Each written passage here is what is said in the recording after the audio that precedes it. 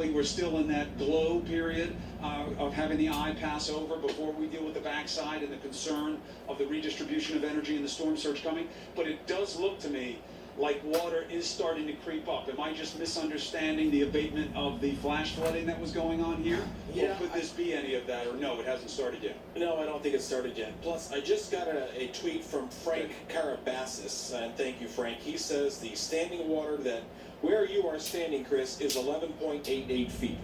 And I hope, Frank, that you are correct, because that means that that's about as far as the water should come right there to that intersection. But there's an awful lot of distance between that and the ocean as well. So if we're still a 10 to 15 foot surge, that could be covered in 5 feet, plus the wind that's going to come with it, Chris. So I'm still glad you're off of that street, and I'm glad everyone else that I can see down there is also gone, because this is going to be an interesting thing to watch. It truly is. I don't think anybody has ever seen the backside of an eye, broadcast live on television, and seen a storm surge like this. We'll just have to see how far it goes, because if you are 3, 4, 5 feet above sea level, it's going to devastate your home.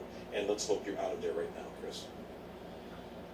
Well, let's hope that people are out, and the word from Naples, from the mayor and the city manager, was that they did believe that they actually had better than expected evacuations here, and let's also hope that it is more visually arresting than it is damaging, whatever there is to come. Now let's check in with Drew Griffin, because as Chad rightly points out, yes, we're dealing with the worst part of that wind and stuff is gone here, but it ain't gone. It's starting to punish the people north of us. Drew Griffin is next in line. Drew, what's the situation where you are? How are the people holding up in anticipation of what's to come?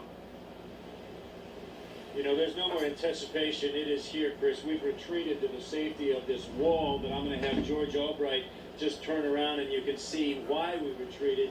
The winds, this is really close to the Southwest Florida Fort Myers Airport, so whatever winds they're clocking there, we're probably clocking here. And it is just battering right now with the wind that is coming. Get a sense of that. Straight out of that front curve of the hurricane. This is not the backside. We're anticipating the wall will arrive and that calm will come. But right now, this part of Florida is still getting hammered by the very front leading edge of Hurricane Irma. I think you can, I don't know if you can see, Chris, or not, but the wind is just incredible at this point. I mean, I can't see it where you are, Drew, but Ed Lavendera and I sure as heck saw it where we are, and it is odd. It does seem as though it's getting shot through a fire hose at you. It really kind of weaponizes the water, this wind, and I think that was part of the concern from Chad Myers and the meteorological community about what this storm was capable of, especially when you combine that with the duration. So that's what Chad would relay to you, Drew, is that the problem isn't just the intensity, it's the time. It's going to last for a while. Yeah, it's little, you can see it buffering the cars up and down. That's why the car horns keep going off, the car alarms go off. We anticipate these trees, many of them will fall. We've seen debris, we've seen gutters flying by. We have not seen, thankfully, roof tiles, which are extremely dangerous. But like I said, myself and the crew, we've had to just kind of retreat to the sanctity of this big, beautiful wall that we'll probably kiss at the end of this thing. But we're going to stay out of harm's way for now, and we'll just let you look at the wind from this vantage point. Chris?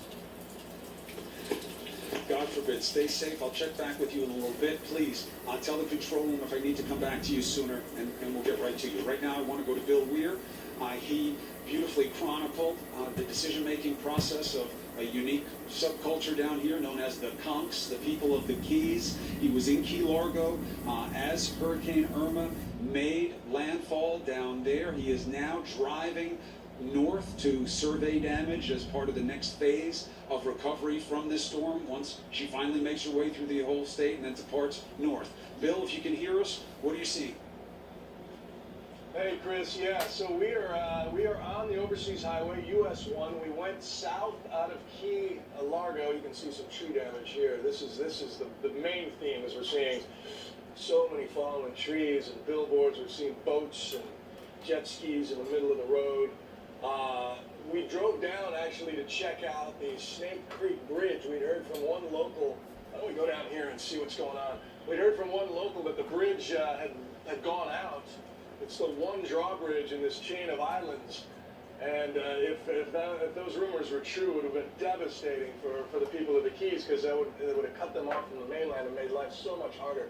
So this is the Atlantic side here. That is unpassable. I don't think we can get down there. But it looks like there's a boat or an awning that's blown up onto the road. So bear with me. I'm going to turn us around and get back out on US 1. But so we went down to check out that bridge, and around mile marker 88 or so, 87.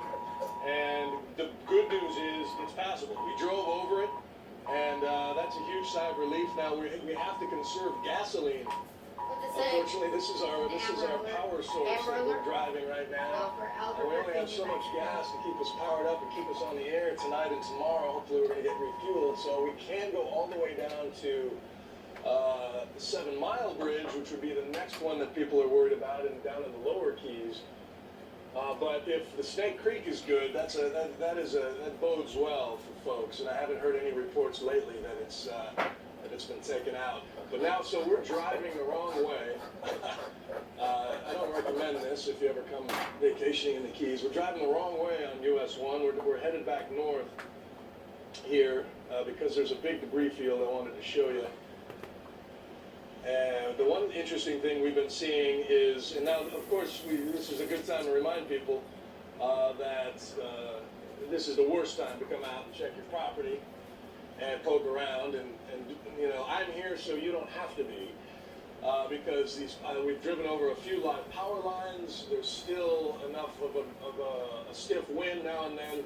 I could pick up a sign or a palm frond and turn it into a projectile. This is well, I tell you, hurricanes and tornadoes really hate trailer parks. This is the Driftwood Trailer Park on the Atlantic side. Oh my God. And you can see just a little sample of the damage there through the trees as the wind kicks up.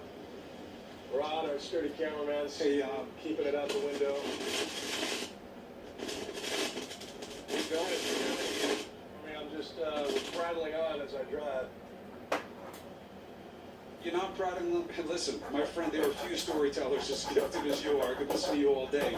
But our crane here just swung around. The crane is like a massive weather vane. Luckily, it's not one of those high-rise cranes like they had to worry about in Miami, and some of them failed, or at least a couple did. This one is now pointing in a different direction, which means Chad Myers was once again right, and we're starting to get the wind to pick up here. Before I lose you, Bill, real quickly, you didn't hear any really sobering news out of the Keys yet, did you? While you were down there, did you hear anything about people who didn't make it, or absolute catastrophic conditions that they need to get first responders right away? Any word yet?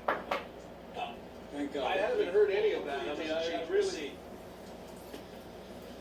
Yeah, hopefully it doesn't. I heard that one man died in Marathon shelter of natural causes. Which was, you know, horrible for his family and all involved there, but nothing urgent that I've heard of. That doesn't mean they're not folks down here need help, but we have seen first responders out. We saw Plantation Key Fire Department. We saw some ambulances and going on and on. I don't know if you can see this damage in front of me here. Wow. But the stone houses. Look at the boat. I can see that. Wow. Look, it froze. Oh. General statement, but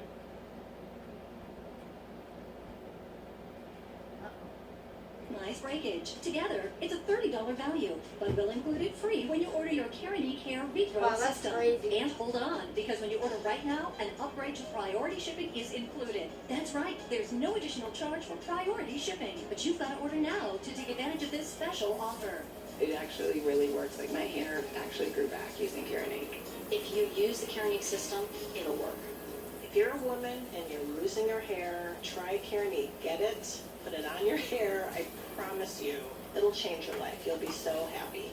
Carinique is a real solution for hair loss, and our guarantee is unheard of. You'll have 4 full months to try Carinique and experience its amazing hair regrowth results for yourself. If you don't regrow your hair, send the empty bottles back. We'll refund the purchase price, and you can keep the detangling comb and hair defense brush as our gift. Carinique really does regrow hair. So go ahead, style it, touch it, show it off, take control, and turn your hair loss into healthy, full new hair and feel beautiful and confident again. Call or go online right now and bring your hair back with Keranique. Call 1-800-471-3618 or go online to Keranique.com now to get your Keranique hair regrowth system. That's 1-800-471-3618 or Keranique.com to get started today. I wish I had found Keranique years ago. The sooner you can start, the better. If you have hair loss, if you're experiencing anything that's just kind of making you feel bummed about your hair, you have to run and get Keranique because it is the best thing I ever did for myself. You just do the steps and then your hair grows back. It's amazing. It takes maybe a minute a day, and for spending a whole minute a day, look at what I got. A full head of hair. You have to try it. You have to Try to try flip it it for where it yourself lands because inside seriously, the- I didn't believe that it could actually work. And to actually see the results come Still in there, and it's but- you know, I you know. have to experience that. Keranique is a lifesaver because what Keranique has brought to my life was more hair and more confidence. Women are out there watching an infomercial thinking, oh, that's not true, but it works, it's That was too amazing, close. it's, look at my hair, I have awesome hair, because Keranique grew it again. If you use the Keranique system, it'll work. The Keranique system regrows hair.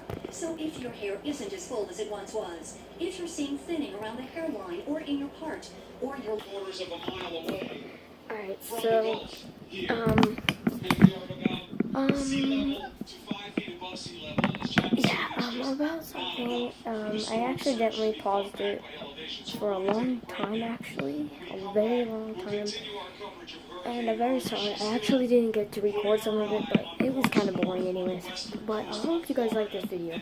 Make sure to subscribe to my channel, turn on those notifications so you can get my later videos, and I'll see you guys in another video.